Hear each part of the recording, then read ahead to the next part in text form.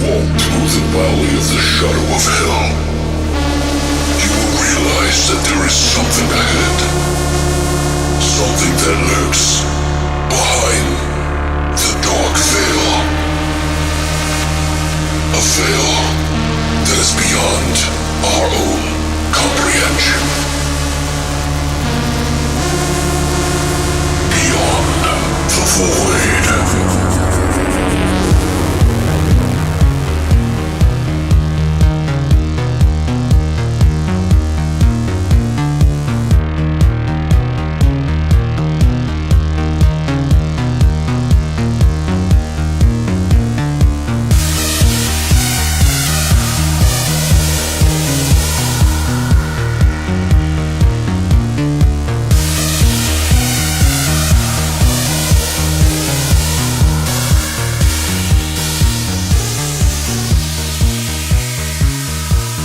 What's up, guys, and welcome back to Beyond the Void Horror Podcast. Thursday edition. That's right. We already made it past the hump. We're going to be humping all the fucking rest of the week. I don't know what I'm saying. Welcome to the fucking podcast, everyone. Clap your fucking hands. Slap your... Never mind. I'm trying to keep the D jokes out. Right. See what we can do. I believe in us. We used to have a tally on that.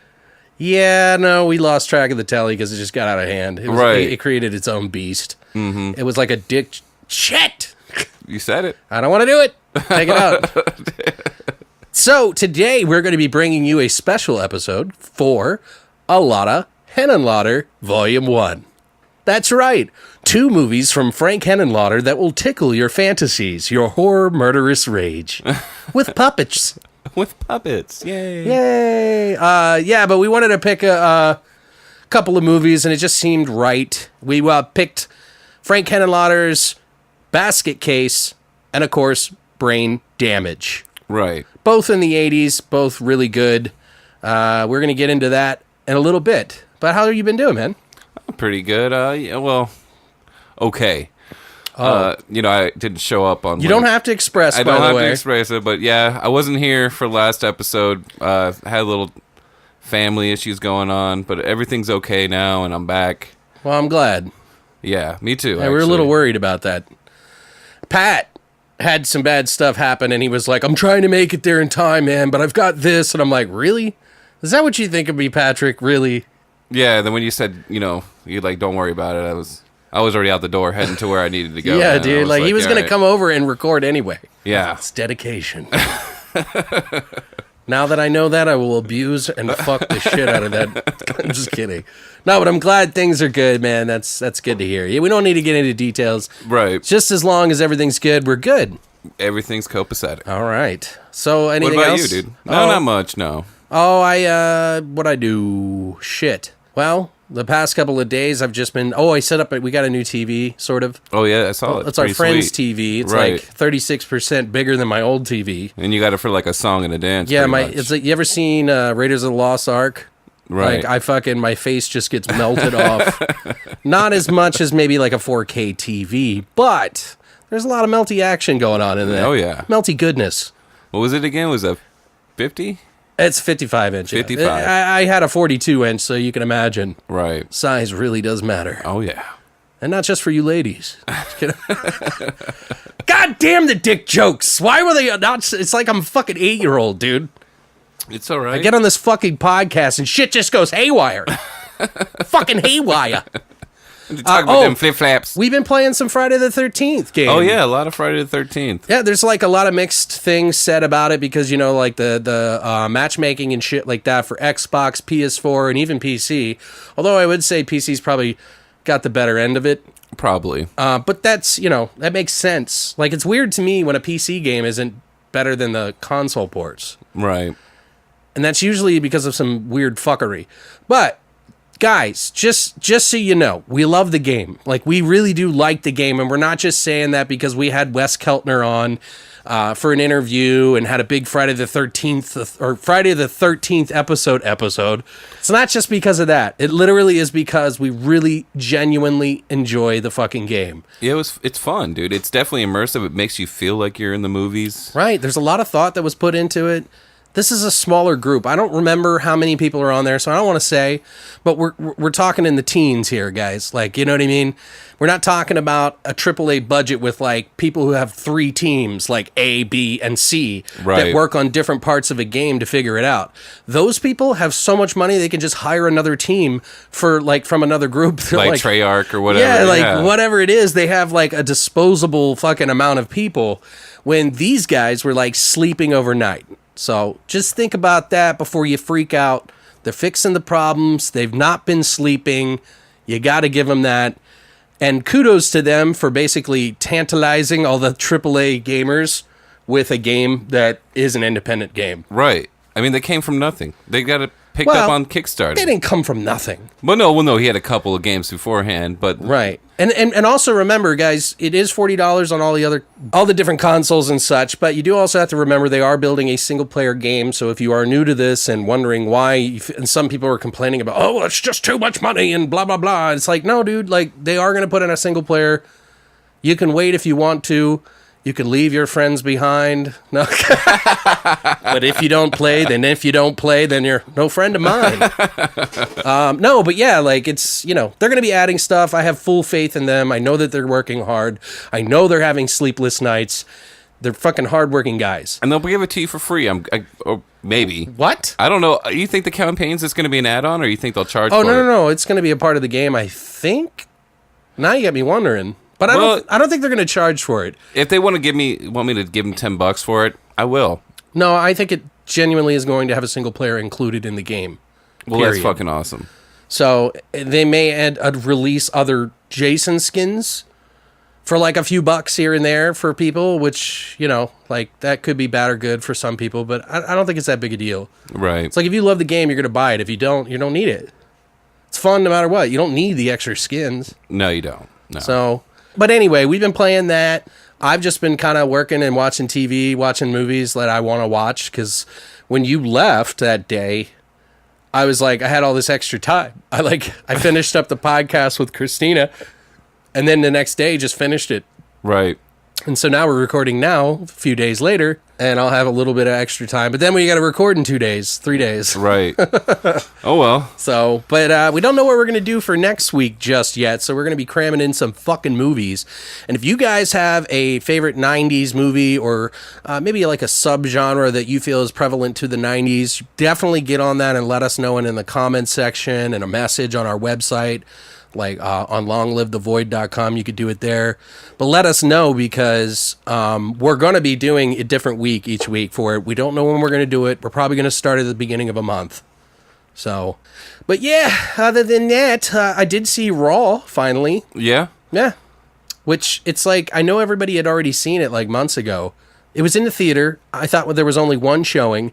Then they reopened a showing like a week and a half later or something. And I was like, wait, what the fuck? Like, what? Right. So I missed that one too. And I was like, God damn it, I want to fucking see this movie. Did you end up just getting the VOD? Yeah. Yeah. So we watched it last night. I think it's a good movie, but I think it's a little more hyped than I won't, you know what I mean? Like, you know what I mean? I hate when I Right. fucking say that. Hey, I say right like all the fucking time. So. Right. Right. But no, I actually genuinely thought it was a pretty decent film. I liked what it did. It made me kind of look away a little bit during one scene. I won't say it or spoil it for any of you, so don't worry, guys. I will just say that I saw the ending a mile away, though. Like, and when I say a mile, probably tack on 10 more miles. Because, like, there was something that one of the characters, the sister in the movie, said that led me to believe. So it was like, what, like 20 minutes in? It was like 20, 30 minutes in. Christina laughed at me. She was like, oh, just watch the movie. Right. And I was like, I'm telling you, man. I was like, you're right about your thing probably, but that's pretty obvious. But I was like, this is what's going to happen. It's like, you're going to find out this. And she was like, we'll see. And then at the end, she was like, pointed at me. She was like, you were right. That's right. And I don't like to brag about that. I hate assholes that do that shit. You Right. know, oh, I knew right away. Like, Dude, that's me. That's E totally equals me. MC squared, my friend. That's me when I call something out like that. I'm like, told you. No, it's just I paid very close attention to what they said, and I feel like they revealed it a little too soon. Yeah. And if you're paying close enough attention, you can kind of pick up on it pretty quick. Oh, really? So, and I'm sure there's people that knew it right away, but I don't know. It was still fun and interesting and different. I don't know, just different. I kind of wonder what the inspiration for the movie was. I'd like to find that out because I'm interested in it. But other than that, and I saw Life. Yeah, that was one of the movies I was kind of interested in, but then you kind of brought me down when you said that Ryan Reynolds was not a star actor in it. Well, he is. He is. I mean, they're it's on like a a space cameo, station, though, right? No. They're on a space station. There's not much place he can go. Okay, I thought you meant like Ryan Reynolds decided to retire to his sleep chamber for the rest of the movie. I thought maybe that. I thought maybe he got killed off at like the very beginning. Of the movie. Know. I don't know what happens. It'd be cool. You know what would be really cool, Patrick, is if you actually watched some of the movies that I watched, and then we talked about.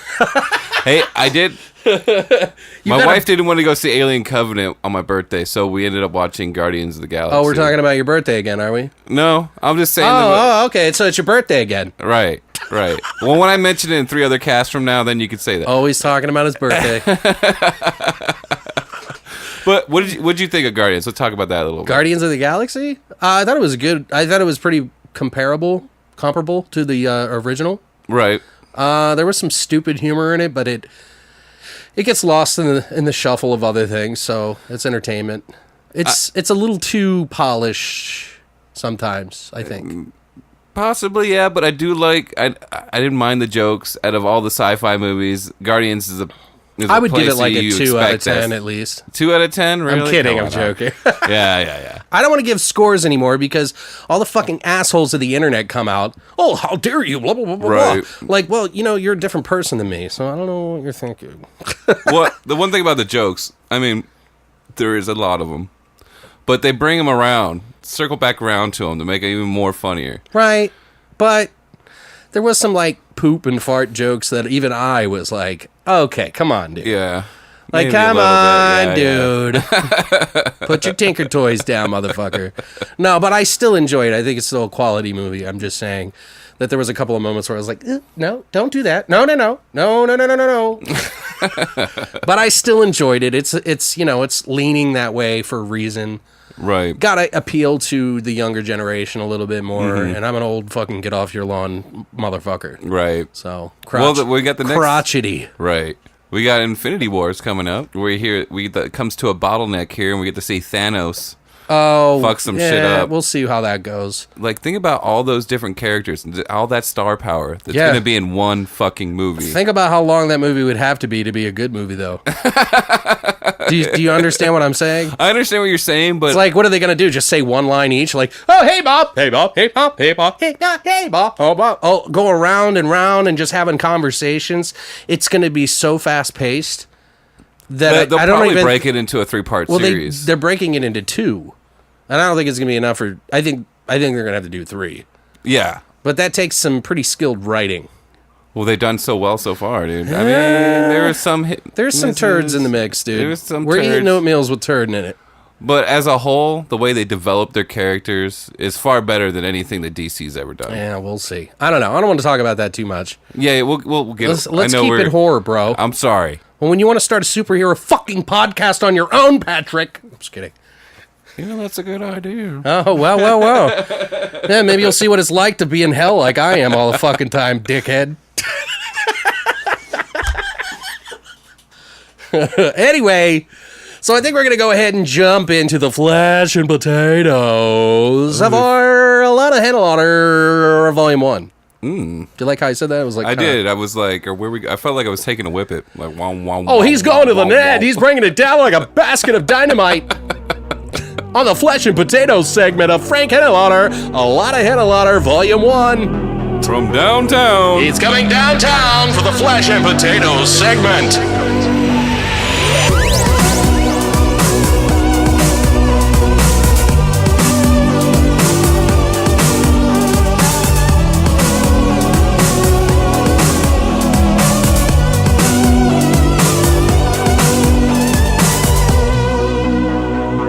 All right, guys, you have stepped into the Flesh and Potatoes segment.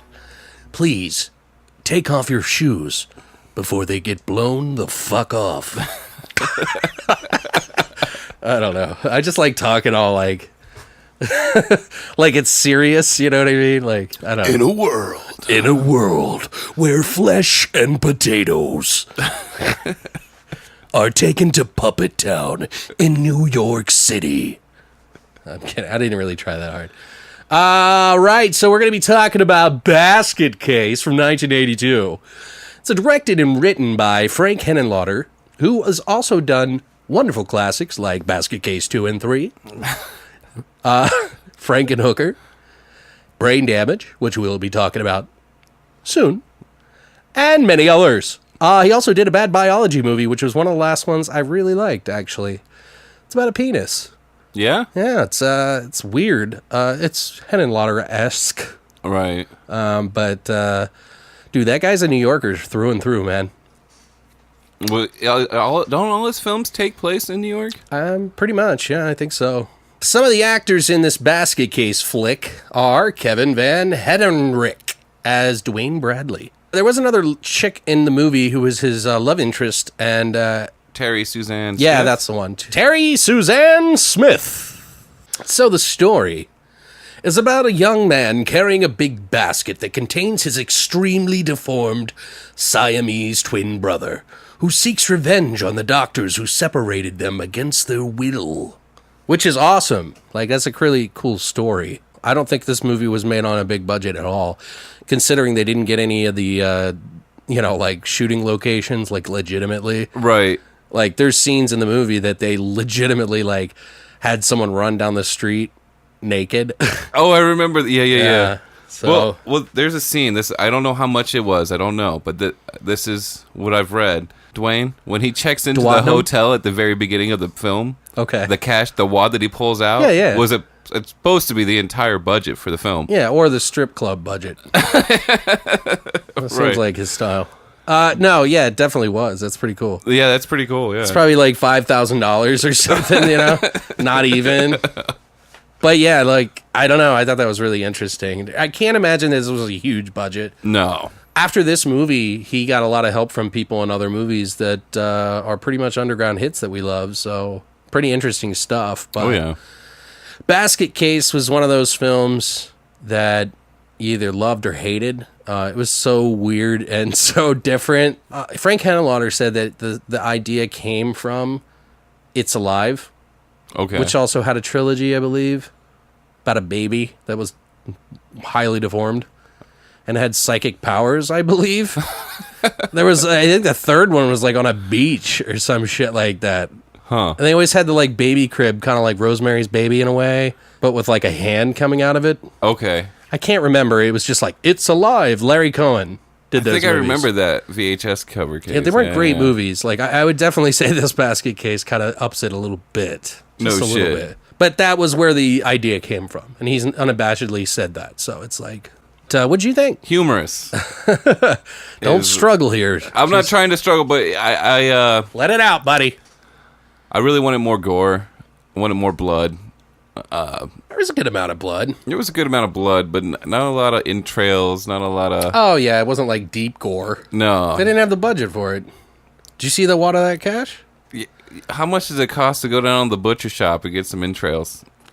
Probably a lot more than they had.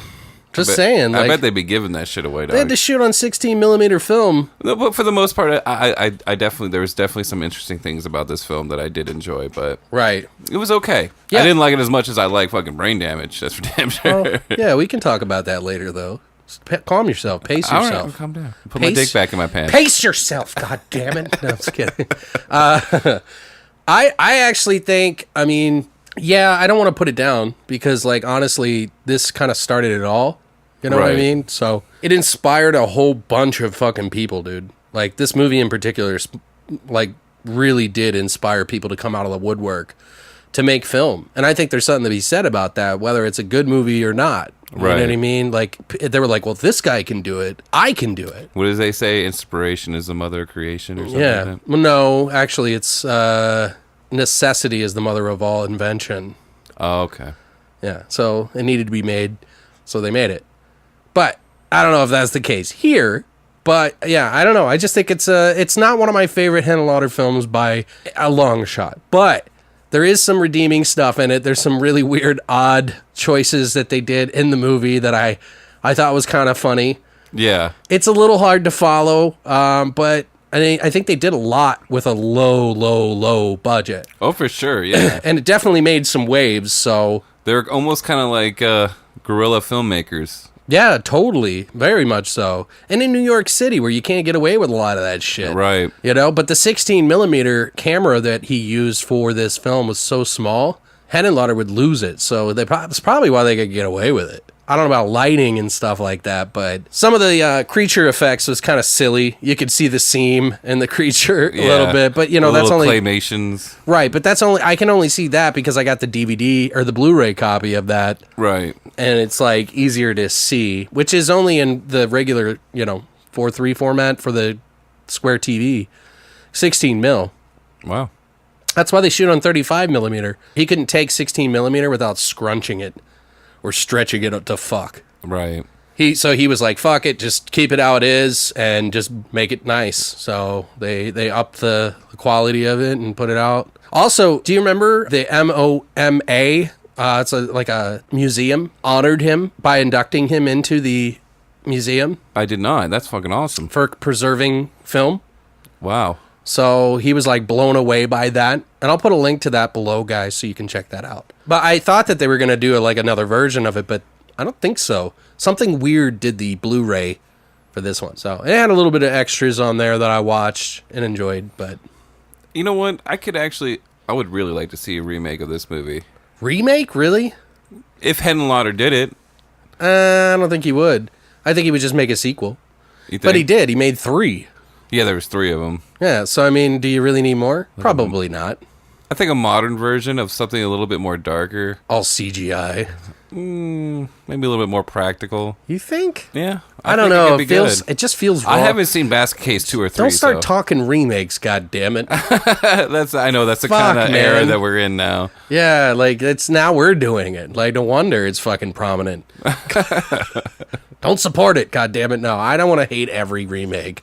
Just too many. Overall, I think it's a pretty decent movie. It's a little fucking tongue-in-cheek and silly, and the creature's freaking out all the time, and which is hilarious. By the way, the dialogue is very amusing. Yeah, actually, the dialogue isn't that bad. It's just not great. I don't know. There's some scenes in there I'm just like, I just chuckle. This is the way they deliver their lines. I'm not saying it's a bad thing. It's something that I enjoy.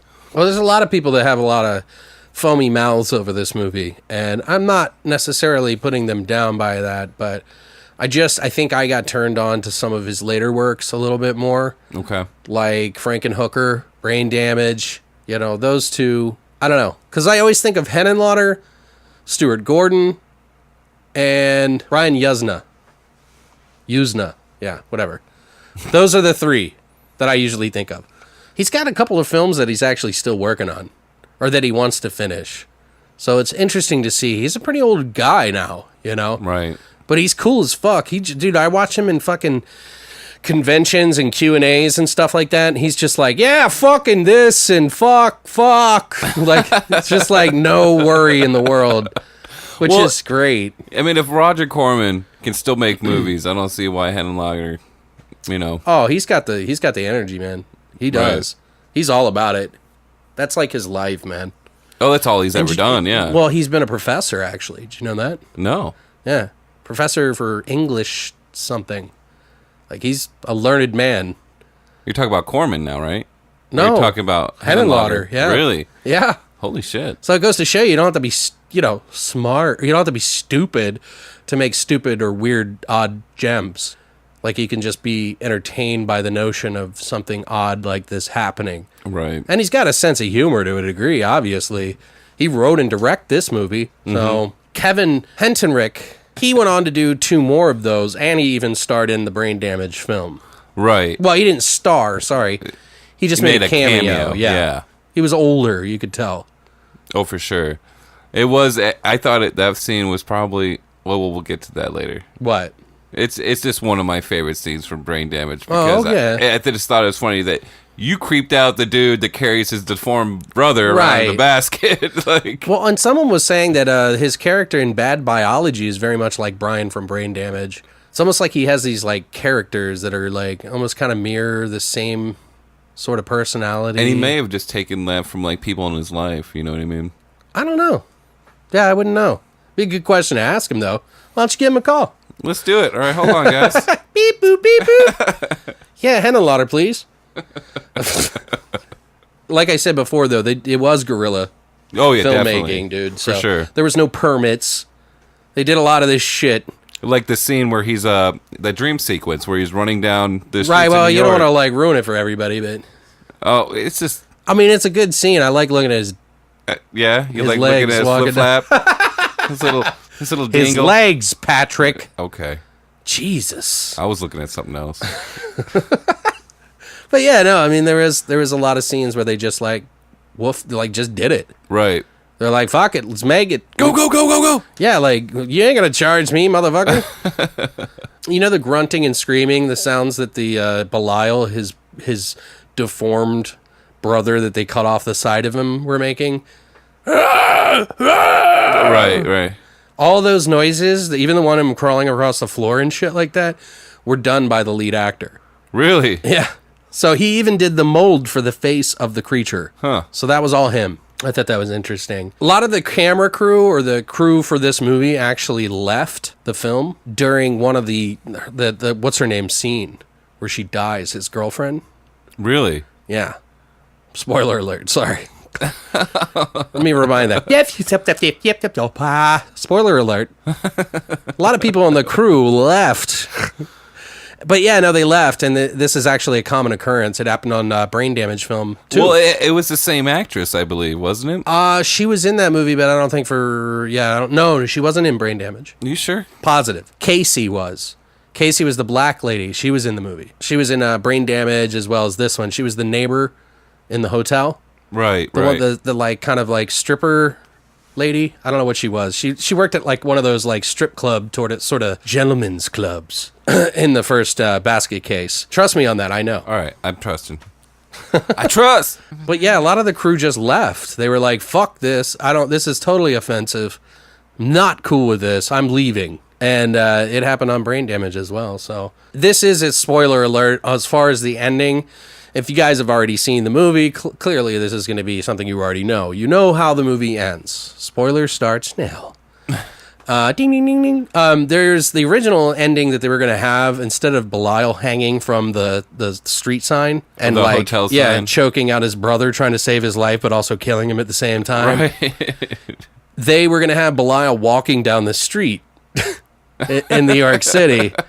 And they couldn't do it, so they opted for a nude streaking scene and the hanging from the sign scene instead. Right. Which, when they did the streaking scene, the lead actor, Kevin, was like, yeah, I'll do it. Fuck yeah, let's do that. It's awesome. So they, like, got in a van. Yeah, I remember this. They drove to, like, one street, cleaned, they, like, swept the whole floor, or the whole ground. Got all those needles out of the way. Yeah, so you wouldn't, like, step on any glass or something fucked up. And then he starts running down the street, and then they like got in the van. They did it again. I read there was like a van on either side of the street, the one where he dropped off and the one he ran to.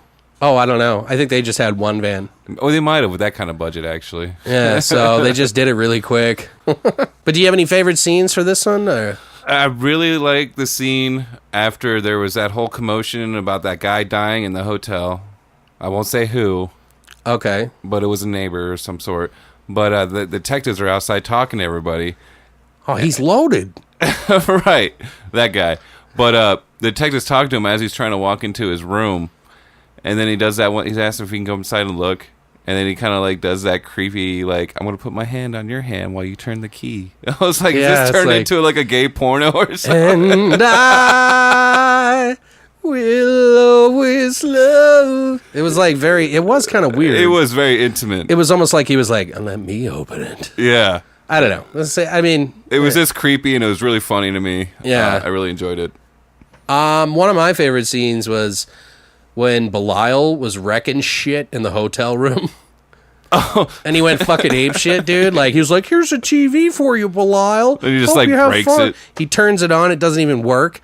And then he's like, ah, ah, ah. And he just throws it on the ground. Then he climbs down in claymation. And he's like picking chairs up, and they like cut away as he's picking it up, like he threw it against a wall. Right. But it was really just like them picking chucking the chair at the right time. And then he's like smashing everything in the fucking room. All the hotel people are like, oh my God, what's going on? And then the fucking manager comes up, get out of the fucking way. Move it out of the way. What's going on in there? They're like, there's an animal or something in there. I just thought that whole fucking scene was awesome. Yeah, it was funny. I like when he grabbed the leg of the bed and started slamming the bed up and down. Oh, yeah. Yeah, it was pretty funny. He's good, man. He's strong. That little fucker. He's like, like not even an eighth of the size of his brother. Right. Dude, that guy lifts. Have you seen his neck? It's like big. You see his one bicep? But I think, spoiler alert, the scene where... These are all spoiler alerts, by the way. Right when he's having the dream about him running around naked and shit, that his brother Belial's across town, like, raping his girlfriend. Wait, what? Oh, yeah, that's right. I got a little confused at that. I was like, is he in his own bed, or where the fuck is he? Right. No, that's like a dream he's had. I don't know. Cause he was jealous of his brother. Right. And I think they're, like, connected somehow. Yeah, well, he said in the movie, he's like, when I was younger, we could talk to each other without saying words. We could just hear and think what we were saying. But then I got older, and then he still had the ability, and he could tell me things, like... Right. But I couldn't tell him. But every now and then, I can hear him tell me things. I don't know why. That's not what he sounds like at all. Or the part where he gets really drunk in the bar and starts telling the girl. Oh, yeah. That seems so forced. Yeah. But it was so funny. bad, yeah. It was so bad that it was good. And like the jokes, I was like, wait, what? What the fuck are they talking about? They're just drunk, He was probably like, all right, make jokes. Do jokes or something. Talk. Whatever the fuck. Move your flip-flaps around. Yeah, Let's fucking go. do your thing. Yeah, fucking drunky drips. Drunky drips. You're pissing and dripping out of your mouth, you fuckhole. Yeah, but I mean, overall, I think that's pretty much it for that. I mean, any of the times that... Oh, Belial, when he grabs Dwayne's crotch. Oh, dude, the way he screamed. And he picks him up, like, really high. I was like, where are the wires? Where are the wires? I was like looking for the wires. I couldn't see anything, so I don't know how they did it. Frame because it was just like you didn't see his shoulders in that. Yeah, I don't know how they did it. They probably are on it. Like it had a harness around his like shoulders. I bet. Right, or some dude's just standing behind him, picking him up. Right, with no legs, grabbing him by the buttocks. Some dude that can fly. You can't see his legs. I don't know. Fuck. Yeah, I think that's all we really have to say about that one. Do you guys like this movie? Are you a big fan of this movie? Why do you like this movie? I did find it stupid that he like locked it with like this an ordinary lock on a wicker basket. Right, yeah, it's like, yeah, that'll keep him in. Right. Motherfucker can lift couches and throw chairs and shit. And he's only like a foot tall. Right. But I digress. Yeah, no, I agree. But it's a nice wicker basket. I like it. I like it. Come on down to the basket emporium. Dude, I love that. We have baskets. Yeah. You need to put that on. The link to that. God, dude. I'll put it in the link below, but you guys got to let me know if you watch that shit. It is fucking hilarious. It's ridiculous. So I think that's enough about the basket case from 1982. I think we're going to move on to another New York classic. Fucking 1988, Brain Damage. Have you seen this movie? It just came out on Blu-ray from Arrow. Pretty awesome, too. I was waiting on that one for a while. Yeah, you're excited about it. You're like, we gotta do a show. Well, and everybody, all my friends, like Sin Fury from Horror Amino and like Justin Thale, was like, dude, you didn't get Evil Ed? And I'm like, fuck that. Brain Damage over that, man. I had to. Right. That's just one of those movies, man. It is really good. And the music is yeah, there's some great. pretty cool scenes in that for that, too. It was also directed and written by Frank Henenlotter. It had actor Rick Hurst as Brian. Brian. Oh, you having fun, are we, Brian? You know what I'm going to say this movie reminded me of. Or I should say What? vice versa. Motivational growth. Yes. Yeah. I'm definitely thinking he got inspiration from Brain Whether he Damage. meant to or not. Yeah. It's in there. It's definitely. It makes sense. The voice is like, I mean, Brian. It's not, oh, man. When does the moon come out at night? That's just Elmer's tale. Whatever the fuck.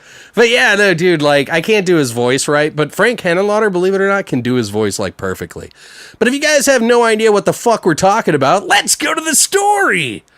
So, when a horrible slug attaches to a man's neck and sucks on his head... A dildo-shaped slug sucks on a dude's head. Now, one morning, a young man wakes to find that a small, disgusting creature shaped like a dildo has attached itself to the base of his brainstem. The creature gives him a euphoric state of happiness, but demands humans' victims in return. Namely, their brains. Isn't that right, Brian? Hey, Brian. Dude, his voice is so fucking great.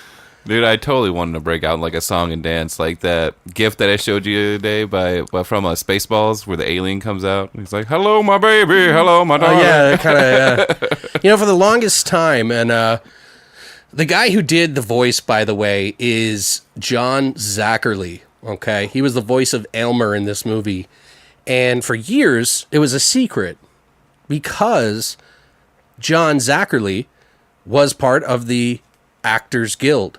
Really? Screen Actors Guild, the SAG, or, you know. So there's a lot of rules in place that you have to do stuff.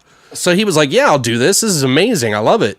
Before he hired him, he had actually, and I'm sorry I'm jumping into the trivia, but we didn't mention him as an actor. And Right. it's a really interesting story, so I figured we might as well just tackle it now. Why not? But John Zackerly used to work on a show called Shock Theater as Roland in the 50s with his wife. And it was kind of like a, you know, creature feature show thing. You know? Oh, really? Yeah. I heard that we have one locally here that I need to check out. But later on, I guess, like in the 80s, when they were trying to get the people into the voice and everything, they had all this long list of people. And he's like looking at him. He's like, oh, John Zackerly? He's like, all right, that's all we need. He's like, get him. Just get him for me. Whatever you got to do, get him.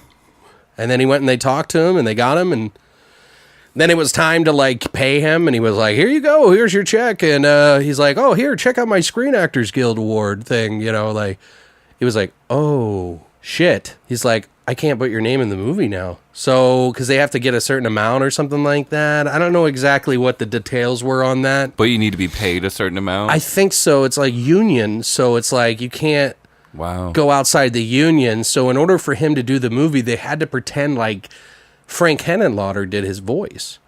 And Frank actually does a really good job of doing his voice. So for years, they never even announced who it was until recently. Wow. So, I don't know. I thought that was an interesting little tidbit. Hopefully that doesn't ever come back and bite him. No, but a lot of people were pissy with him and thought that he did it. Frank, anyway. They thought he did it because they was being selfish or something like that. And it's like, well, why wouldn't you? And he was like, I was doing it for his protection, not mine. Right. He's the one that's going to get fined. I didn't want him to have to fucking pay that or have to pay it out because I didn't have the money. You know what I mean? Right, right. So, what'd you think of this movie anyway? I really enjoyed it, dude. I thought it was amazing. Yeah? And it's one of those movies that you wanted to see it go like balls to the wall. Oh, it kind of does. It goes balls to the face, at least.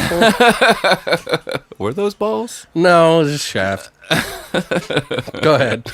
But yeah, I really enjoyed it. I enjoyed the music. I think it was very well done. It's definitely going to be one of those I add to my collection. Nice. Because it's been like fucking 10 years since I seen this movie. I almost forgot about it. Yeah, dude, it's one of those movies that kind of slipped through the cracks for a lot of people. It was kind of hard to get on DVD even. I believe it was Synapse Films did the DVD for the longest time. And I remember hitting them up and going, hey, are you guys ever going to bring Brain Damage to Blu-ray? Because and they're like, yeah, we're definitely interested in it. It might be one of the next ones we get. But Arrow picked it up. So I'm not really sure how that happened. So I don't know. Maybe they just didn't do anything with it and they lost the rights to it. Right. Because you do have a certain amount of time sometimes. Right, with certain films or characters, you have a certain Right, you amount have of to, like, time to either repay make them, it. yeah, right, or either pay the fine or make another movie. Well, I think with different formats, it's like a whole new license. Oh, really? I believe, because it doesn't fall into the exact same category, although it is a movie. I don't know. I could be wrong about that. But I was a little surprised that Arrow picked it up. And I thought it was just going to be in the UK, you know what I mean? Or something like that. But yeah, I love this film. This is one of those movies that I can usually just pop on anytime and just enjoy the shit out of it. I always laugh. Like, there's always some, like, fucking silly laughter going on in the movie. Right. I love the character, Brian, what's his name? Rick Hurst. I thought he was really cool. He looks like a smaller fucking Henry Rollins now. Like, he has, like, gray hair like Henry Rollins. Okay. And he almost has the same facial structure. He's, like, kind of a straight-laced kind of guy. But, yeah, this guy looks like him, and he's not him. Right. Brian played a really good role for his first film. And there was a lot of, like, extras in the Blu-ray that I got to watch.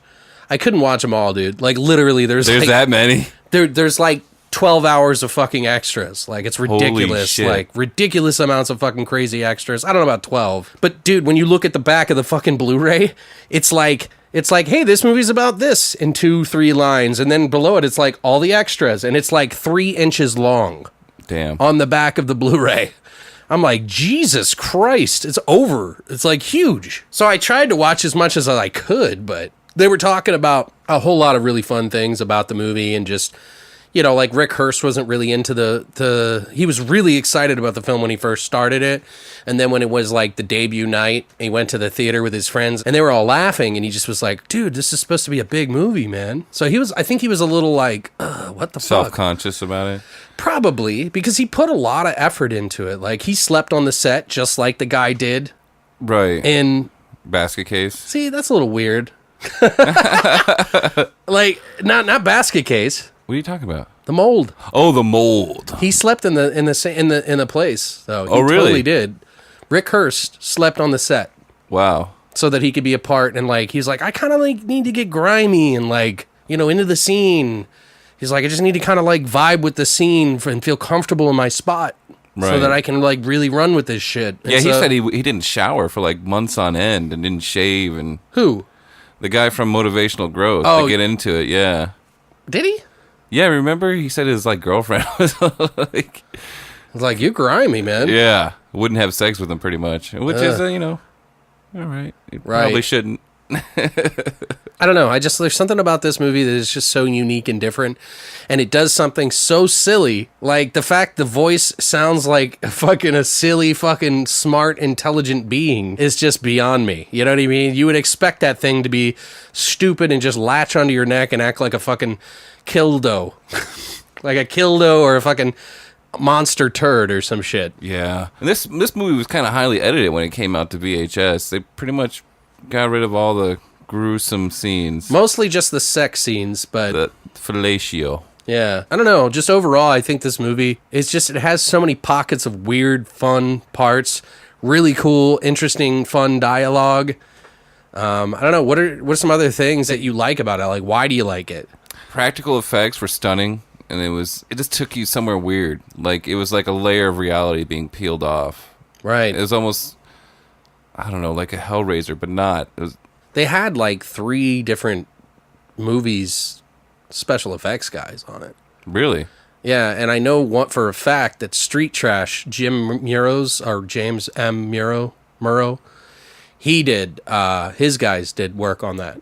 And believe it or not, like, I forget there was another one, and I just can't think of what it is off the top of my head, because I lost all my notes when I thought you weren't coming. I like totally deleted, and I was like, fuck, dude, I'm not going back through 6 hours of fucking shit. Right. But I know that there was 3 teams, and Street Trash, Jim Muro was one of those people. He did the camera work, but he also had people that worked on that film work on this. Right. So it was like a lot of fucking special effects guys on this film. And then what they did it, I mean, everything was done, perfect. But I just wanted more of it. And it was probably a lot of work for them to put what they did into the movie. Sure. I mean, they had a bigger budget than normal. Right. They did a lot with what they had. I mean, there was like 4 different types of Aylmers. There was like the mechanical one. Yeah, the one that like opens his eyes and his mouth. And then they have the mouth one. No, there was a mechanical one that just sat there and wiggled his tail. Oh, really? It was just like a vibrator or something. Like, I'm not joking. Like, I straight up, like, the person that did the fucking carving and making of the fucking head of Elmer put a dick on his head. like blended it in with the braininess pox. You know what I mean? Like there's a dick on Elmer's head. Oh, that's fucking You can hilarious. actually go online and buy a cast of it Really? from the guy who designed it. Yeah. That might be worth something. You know what? I would love to have a fucking cast of it. Fuck Right. yeah. Like they just put a fucking thing around it and then dumped plaster in there and then Right. you can buy that version. I would love that. Just make a bunch of them. There was like one guy in the extras where he was actually like in a band called the Statutory Apes. And like he literally has written like 3 albums dedicated to the movie. Wow. And they did a song on there. It's not half bad. On the movie, right? Not in the movie, no. He did it later on. This guy was like a fan. Like he didn't even like horror movies. And he just happened to watch this movie and just like instantly fell in love with it and loved everything about it. Thought it was hilarious, like has like all kinds of shit from all the movies. He has a signed script from fucking Henenlotter. Henenlotter invited him out to his house and like they met and hung out and shit. That's and, fucking like, cool. Yeah, like dude, like cuz he wrote an entire album dedicated to his movie. Wow. So, and even at the end of their interview with that guy, he was like, Frank Henenlotter told me to only say one thing, and that is listen to Statutory Apes. He said he requests only one thing, to play Statutory Apes at the end of this. And they did. And then they did like a music video, like a makeshift music video there Oh, wow. in his like house. That's fucking cool. I don't know. I just thought it was kind of interesting to bring up about. There's a lot of really big fans for this movie, and there's a lot of reasons why. But when you see a blue creature suck on your head or on the back of your neck, talking to you in a smart, intelligent way that makes you trip out and act like a fucking moron, where you can see and touch and taste color, you know you got a good thing going. I don't know. I just, it's drug culture, but it's like also like club culture for that time frame. Oh, yeah. Like the punk music, sort of. Like that song, and I should have looked it up a little bit more because I couldn't figure out what it was. I just didn't look into it too much, but I actually didn't mind it. No, none of the music was bad in this Like movie. when he walks into the club and the like music's going and he's just like, ha ha ha. He's like dancing around. She's like, want to dance, stranger? Or whatever the fuck. One of the things I think was interesting about this movie is he actually shot 35 millimeter film. Henenlotter said that he couldn't, like in the first basket case, he kept losing the camera for the 16 millimeter. But in this one, it was so huge because it's a 35 millimeter film, you know what I mean? Right. So they actually did a real format and he just loved it. He did it at 16 and he always regretted it. So he shot with 35 from here on out. This was Rick Hurst's first debut film, a lead actor that played Brian. And he had to, I don't know if you noticed in the movie, did you see him wear that fake lip? Right. He actually had to wear a fake busted lip because Frank Henenlotter was like, you are too pretty. You just need to have your lips split. So we're just going to put that on there. And they put that on him for the whole film. Isn't that weird? It is pretty weird. That unexplained cut on his lip, there was supposed to be a scene where his brother is protecting him in a bar fight. Oh, I don't remember that part.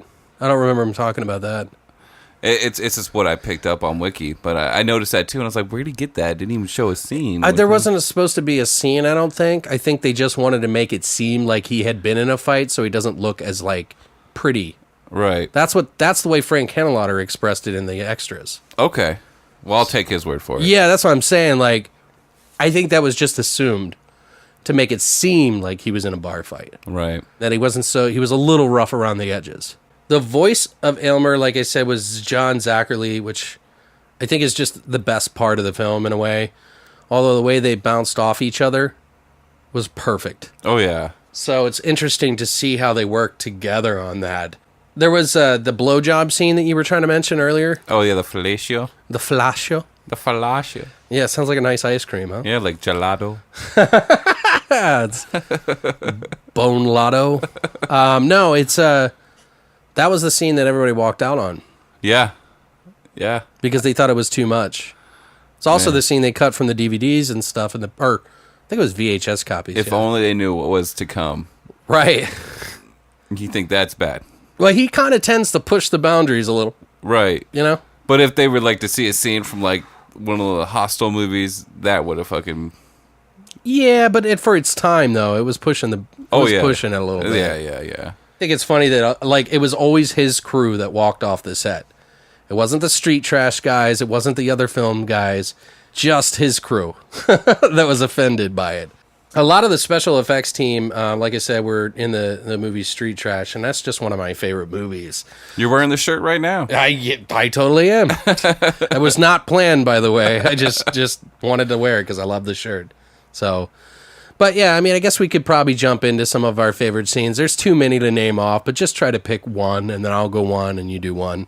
All right. So on. I think probably one of my favorite scenes was not only like favorite scenes, but some of the sounds that came out of that scene was when he's having dinner with his girlfriend, and the meatballs, you know, they started turning,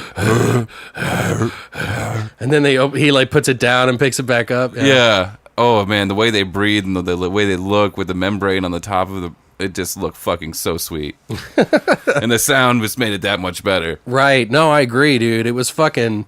I thought that was a really cool scene. It just adds to the element of like, what the fuck is going on? Right. He's really on a bad trip right now. Yeah. Yeah, that was a really good scene.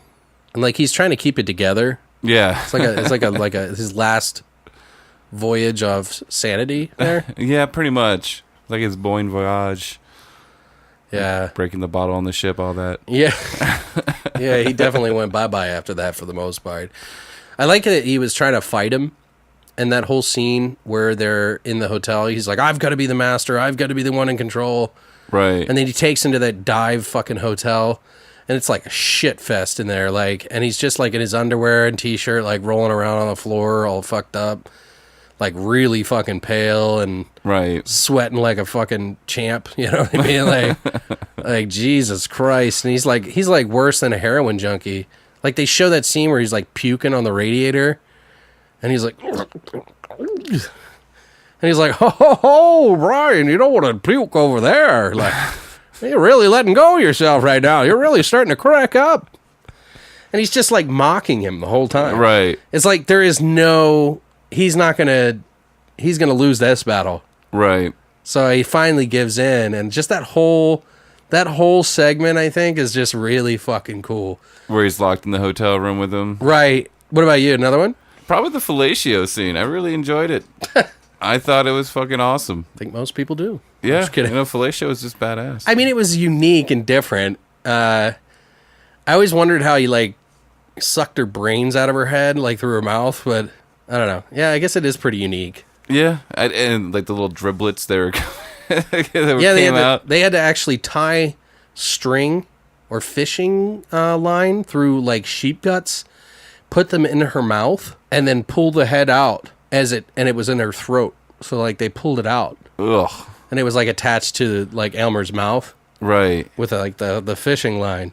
Ooh. Yeah, like it was real sheep guts, dude. That's fucked up. Yeah, she's a trooper, man. Yeah, for sure, dude. Especially in that whole scene. I wonder if what if they tried to get her for like fucking one of the actresses in the thing, and she didn't want to do anything with it or something. Maybe she was just a streetwalker. She's like, I've had worse things in my mouth.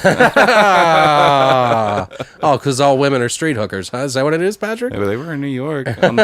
Oh my God. They were a bad. Have you been to New York? I've never been to New York. Okay, well, it's not like that everywhere. Well, they were in a trashy part of New York. You know what I mean? I guess, yeah. He always finds the like worst depraved areas, I guess, like in the movies they look like. Well, that's his stomping ground. He knows where all that shit's at. I think he just like goes anywhere he could. I don't think it was like that specific. Right. Just try to make he breathed. A lot of people felt like he breathed a new life into New York and gave it like a sort of made New York a character in a way. Gave it like a sort of a flair or style about it. You know what I mean? Right. I mean, besides all the times where he's like cracking up and losing his mind, I think one of my favorite parts is where he finds blood in his pants and he wakes up. Oh, that's like the night after. And he's like, right? when I wake up and I find blood in my pants, I want to know why. I was like, what? The blood in your pants? He's like, yeah, the blood in my pants. He's like, oh, that came from a girl in the nightclub who sucked out her brains. You what? Sucked out his brains? Yeah, right through her mouth. And I was just like, wow. He's just like so matter of fact. Yeah, about just it. so plain. You're like, yeah, this is a normal thing. Part of my beauty is to keep you from any of the unnecessary things that you don't need to know about. How about you just put me on your neck? No. Boy, you really don't remember anything? He's like, no. What about the night watchman at the junkyard? What? Yeah. I ate out his brains or some shit like that. I don't know. I can't remember. I can't recite the whole fucking thing, but Right.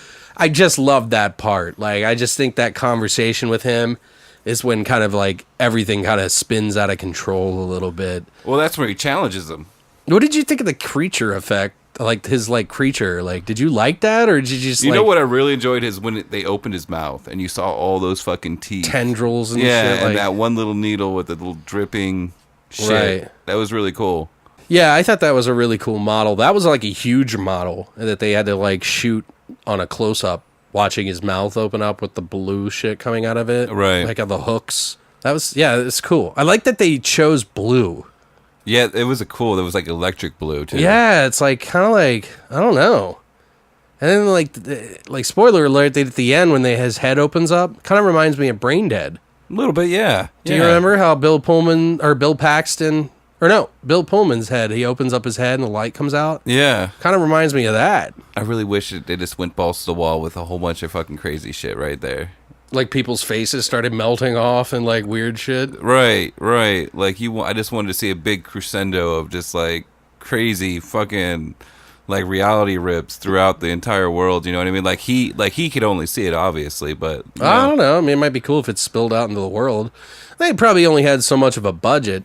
Right. Did you recognize Frank Henenlotter in there I didn't. in the movies? He was like the red-haired guy with the mustache in both movies. Oh yeah? At the very end, they show Frank Henenlotter running around in the parking lot with the police, and he's wearing glasses, and he's got like a Okay, yeah. he's kind of balding, and he's usually wearing like one of those button baseball hats that you wore for baseball with the Right. mesh. Like he the was trucker hat or whatever? Yeah, like a trucker hat. And he was wearing almost the same thing in Basket Case. He was like the orderly, like the guy that cleaned the floors and shit. Isn't that the orderly? That'd be a janitor. Orderly, that would be a hospital. Or a fucking asylum or some shit like that. But yeah, he kind of like, I don't know if it was just out of necessity or he just wanted to be a part of his movie. It might be that. I mean, it might be like, this is my fucking movie. There I am. Kind of like Stan Lee and all the Marvel movies. The funny thing I thought that was about Frank Henenlotter is that he's kind of like a big fan of his own work, which some might think, oh, that's egotistical, but I think it's just a really big moment in his life, you know what I mean? He just loves it so much that he was able to take an idea And bring it to fruition. yeah, and Right. make it a reality. I mean, to Right. me, that's kind of beautiful. And I've had some of my artistic friends or musician friends who are like, "Oh, why don't you just grab a mirror and start jerking yourself off?" It's like, well, I didn't write this for everybody else. I wrote it for me. Like, if you're writing it for everybody else, I don't know. There might be something to be said about that. Right. You know, if you're not really truly writing it for yourself. But I don't necessarily think that it's wrong to enjoy your own work all the time. Like, if you're obsessively watching your own shit every fucking day, yeah, there might be a problem. But there's nothing wrong to be proud of yourself for something, I think. Yeah, if you're pulling like a Patrick Bateman, that'd be Right. something to say about that. Yeah, but- if you're, like, literally looking into a mirror and jerking yourself off, Right. I don't, but he is a fan of his own work and he likes to collect stuff. From he's a collector, huh? Yeah, from his own movies. So that's why he invited that guy out. He was like, let me buy your, whatever you have. I'll give you some stuff. And you know what I mean? He gave him some books. Like, apparently there's a book for brain damage. Like a book. Like a continuance of the story? I don't know. I've never even knew that there was a book. So I'm going to have to look into it now just to see. Damn, yeah. But I guess Frank Henenlotter wrote a book. I don't think it's just a screen ad. I don't know what it is. So there's not many of them out there. They're pretty, rare. Right. So it's kind of hard to get, but... You think this days and age, someone would probably put that up on the internet already? Oh, I'm sure, but for how much is the question. Like, I guess the guy from the Statutory Apes bought one, and that's how he got in touch with Frank Henenlotter, because the guy he bought it from had his contact information and talked to him, and then hit up Frank Henenlotter and said he would like to meet him or something like that. So when we go to New York, we're going to hang out with Frank Henenlotter. Fuck, I would love to have him on, man. Dude, you think we get him? I don't know. Maybe we'll send him our fucking podcast that we talked about. It always seems to happen, huh? Right. I'd be fucking honored as fuck, man. Like, Oh, hell yeah. big fan of his work, dude. Like, I have almost all of his movies, like, except for the Basket Case 2 and 3, which I still need to get. But at the time, I wasn't too fond of those ones. I was a big fan of the Brain Damage and Frankenhooker, and now Bad Biology, which I really like. What do you think on closing thoughts on this? Okay, first of all, I really want a soundtrack. There wasn't really too many songs. There was like Even if he just compiled all his fucking favorite songs from all his movies or whatever. Oh yeah, huh? That might be a good idea. Like, I would buy that. You hear me, Frank? You hear me? I will buy it. I will buy it. I'm sure you wouldn't be the only one that would want to buy that. And I think there is basket case song albums out there they put out on Waxworks. Oh, really? Yeah, because I remember seeing it. So I think it was like basket case 1 or 2. Okay. So there is music out there, but I don't know about a compilation like you're talking about. I mean, if I was going to do that, if there's not many music in all of his movies, just take the best ones out of each one. And Well, you can't do that. You Why sell not? it as a whole, you don't sell it at all, in my opinion. I mean, that's what, I'm drawing a blank on his name now. John Carpenters? Yeah, John Carpenter did Lost that. remixes or whatever? No, they weren't the Lost ones. They were... Lost Themes. It was Lost Themes Oh, remix. was Lost Themes? I give you the remix one that had like an ogre track on it or something like that. And the album is fucking awesome. Yeah. It is really fucking good. But it's just a recreation of his stuff, essentially. It's just Right. a remix, so... But yeah, I don't know. I would be interested in it. I'm starting to want to collect these things. I do buy like digital and fucking some CDs. Like, no one buys CDs anymore. I know. I'll buy CDs if I see one that I really, really like. Well, and that's kind of when I want to get vinyl because it's like, well, fuck, at least I can have it on that. But you got to really store those things, you know? You can't fuck around. Yeah, I'm looking at and getting a case for them because I'm getting so much now that it's just like I Starting to smoke in fall my out. house and I know I shouldn't. Just get some of them milk crates, man. No, I want something that conceals them. I mean, I'm going to stop smoking, obviously. Oh, you want to this just year, get one of but- those cases with the lid on it. Right, right. Yeah, I need to get a fucking record player again, so... Well, you can get those portable ones. Christina's like turning over like while she's like listening to this, like crushes her screen at work. She's like, no more collection. We like talked about that last episode that you haven't heard yet. Oh, yeah? Yeah. Are you collecting too much? Well, she says I'm a hoarder, and I'm like, I'm not a hoarder. My wife's get like that, too. She had to make me stop, buying Nintendo games because I would just literally... Yeah. I got to the point once I got all the games I had when I was a kid, I just started buying them just because they were cartridges. Oh. And she's like, you gotta stop. Yeah, you got an addiction, bro. You gotta stop. Well, I got you back into movies now. Right. And now I'm trying to collect my Blu-rays. Now I've been going to Zia, Yeah, like an every addict. other week. And then I'm like, oh, that one. And that one. And then you got like fucking 10 fucking DVDs in your hand and you're like trying to make decisions on what I can buy, what I can't. And Zia's not the cheapest place to get stuff all the time, but I It's like really it not. a lot. But when they got sales, it's a good deal. Well, and you also have to kind of be like, kind of look through. You got to be thorough. If you want to collect something and you want to get the cheapest price and the best disc and all this other shit, like there's stuff to be found, but you got to dig a little. Right. Like you got to get your hands dirty. You gotta roll up your sleeves. Yeah, and get Zia. let him Zia all over your face and back. But they do have a lot of good deals, especially on their vinyl. I mean, they got a couple of their grab bags for vinyl, and I got a couple of good things in there. Well, you got to remember also some people are a little bit more purist with the vinyl, and they want to get the pressings, the first pressings of stuff. Yeah. Because those are worth more, you know what I mean? So those are harder to find. You got to kind of like look through them. Like that's another layer to Blu-rays and DVDs and such Right. that you can't. Like it's only at the end of a life cycle that you can start, oh, well, this is the first edition of a DVD. So I don't go that far with vinyls, but I will say there is something to say about good vinyl and shitty vinyl. You know you have a good vinyl when you pick it up and you feel some heft to it. Right. But you pick something up and it feels like a flappy piece of plastic, don't even bother picking it up. Right. Put Okay. it right back down. It's a waste of money. Well, what? Kelly's probably like, yeah, it's a waste of money to buy these fucking things too. Like, have you ever tried eating? Like, that's a good thing to do. Hey, well, now I'm making money. So. Well, we'll get Kelly on to do a thing with you, talk shit about you. Oh, that'll That's be like fun. Christina was just like verbally beating the shit out of me on the last podcast, which is great. It was fucking hilarious. But I think that's enough talk about fucking brain damage.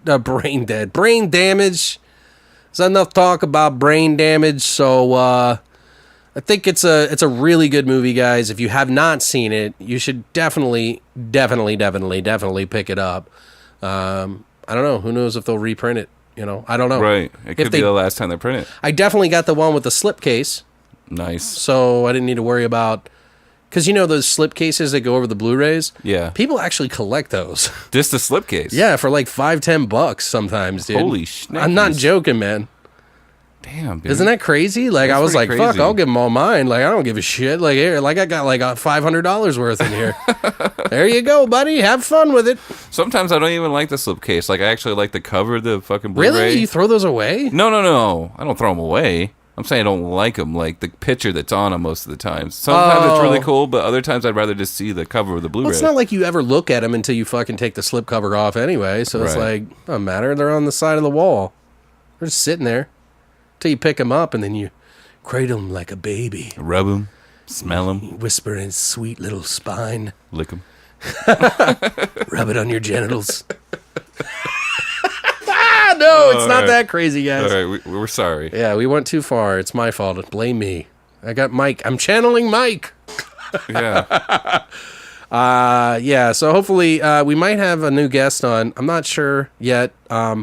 Someone was interested in trying to come by and do a guest spot. And I was like, we're actually looking for a female person to like kind of like take charge a little bit. This girl was interested. And I said, you might want to listen to us first, though. Like, I don't know, you may hate what we do. That's what I told her. I was like, you may actually hate what we do. Right. And she said, I will check it out. But I haven't heard back yet, so we'll see. She says she's a big horror fan. I don't know. We'll see. Our personality is fair. Right. Like, people get it. I think you guys get it. Like, I don't know. But you keep coming back. Yeah. And we love that. We say stupid edgelordy things sometimes, but not like that bad. I think we're pretty tame. For the most part. We just like to make silly things, say things that are fucked up. I don't know. We're not offensive. We just want to laugh. This is our part 2 of A Lotta Hen Lauder, Volume 1. Part 2 of, that's going to be really confusing. Maybe we'll just call it A Lotta Hen Lauder and just leave it at that. Thank you guys so much for coming by. If you haven't already, please go to longlivethevoid.com and check out all of our stuff that we post on there. We haven't been really good about posting the news section on that, but I will get on that. It's just a lot of work behind the scenes here that you guys don't know about. And sometimes I just want to fucking lay on the couch and be a piece of shit, okay? And play Jason. And play Jason, yeah. Which I've played only a little bit of. I haven't played that much. I literally only got to play Jason like 4 times. Anyway. All right, sorry. Guys, thank you so much for stopping by for the Thursday edition. We will be returning this Monday for a brand new episode. And we're not even sure what the fuck it's going to be. So hang the fuck on, because it's going to be a blast. Thanks for stopping by, guys. Have a good weekend.